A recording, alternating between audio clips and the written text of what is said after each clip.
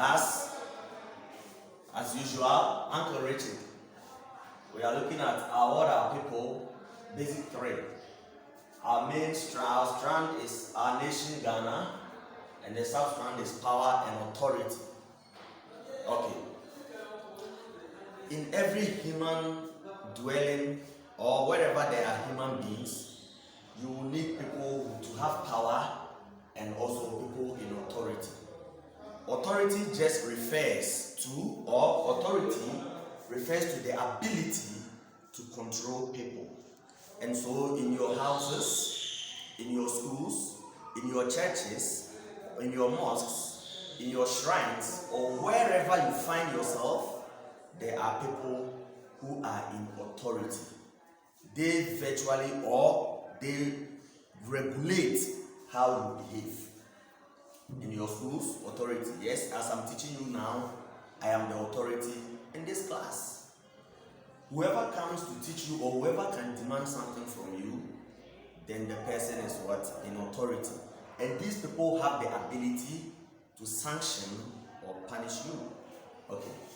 And for you to be able to have authority or for you to be able to regulate people's behavior, you need what we call laws.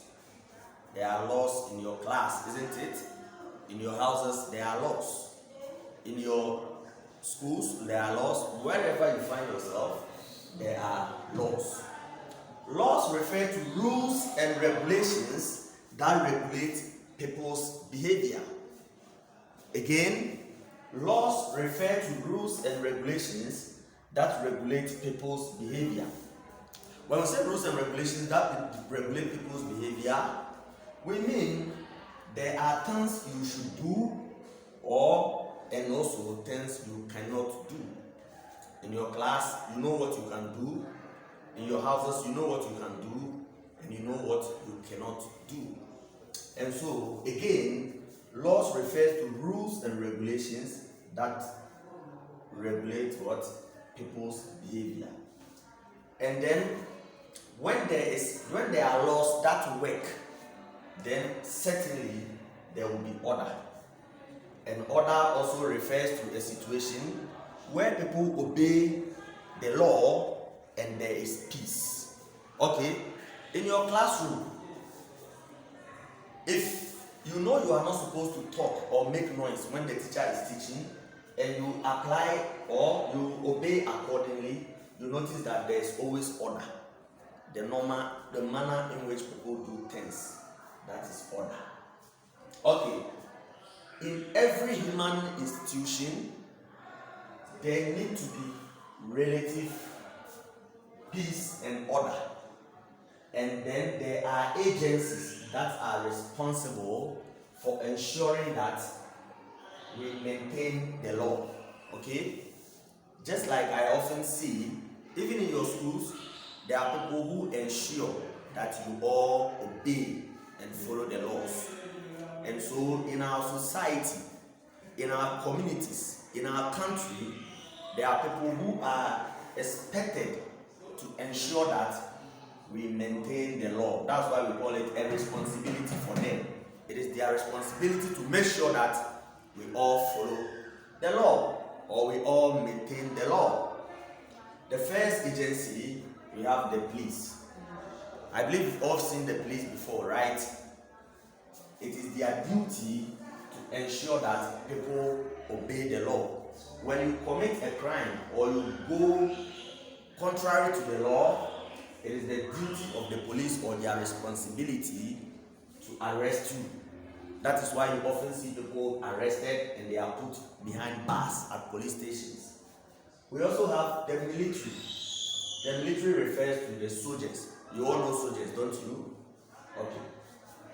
They are also an agency that is responsible for maintaining law and order. That is why often when there is chaos or when there is confusion in every part, they help the police to maintain the law and order. Now we also have the law courts. You all know the law courts, right?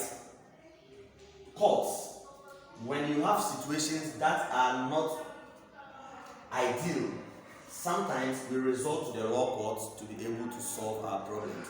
You find judges, magistrates, lawyers, and all those people who help us to maintain the law. We also have chiefs.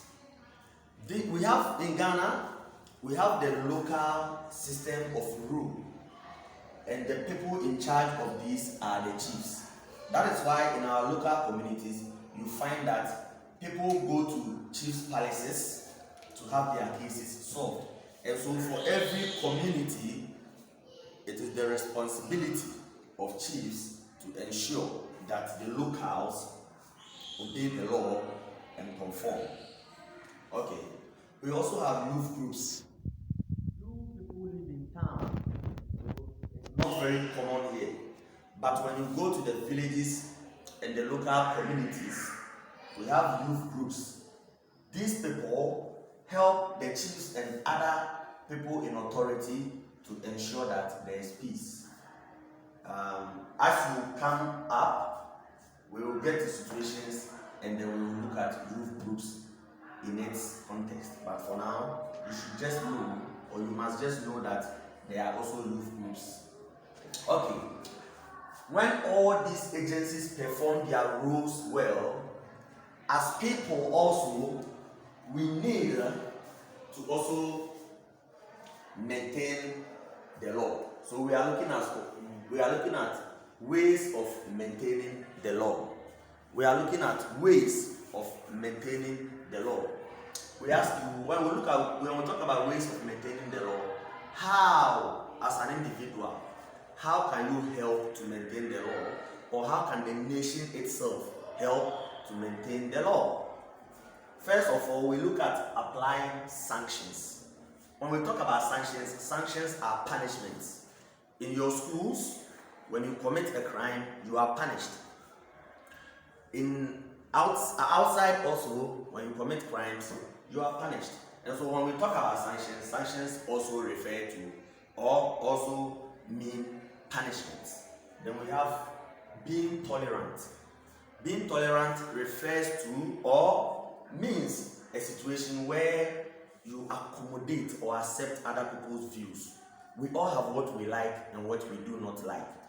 And so the fact that someone likes something you don't like doesn't mean that whatever they are saying does not make sense.